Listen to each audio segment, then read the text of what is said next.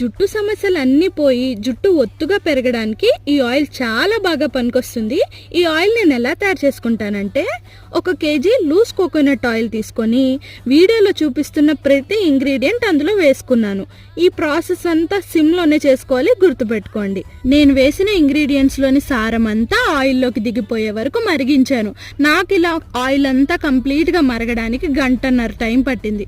45 నిమిషాలు ఇదంతా మరిగిన తర్వాత, యాక్చువల్లీ నేను కోకోనట్ ఆయిల్ 1 కేజీ తీసుకున్నా కదా, 1 కేజీ కోకోనట్ ఆయిల్కి 250 గ్రామ్స్ క్యాస్టర్ ఆయిల్ వేసుకున్నాను. క్యాస్టర్ ఆయిల్ అంటే ఆముదం వేసి ఇంకొక 45 మినిట్స్ మరిగించాను. మొత్తం 1.5 అనమాట. 1.5 ఇది బాగా మరిగాక 1 గంట సేపు మళ్ళీ దీన్ని బాగా ఆరనిచ్చాను. ఆరిన తర్వాత ఒక కాటన్ క్లాత్లో తీసుకొని మొత్తం ఆయిల్ అంతా స్ట్రెయిన్ చేసేసుకున్నాను. అన్ని న్యాచురల్ ఇంగ్రీడియంట్స్ కాబట్టి సైడ్ ఎఫెక్ట్స్ ఉండవు, ఎవరైనా యూజ్ చేయొచ్చు దీన్ని.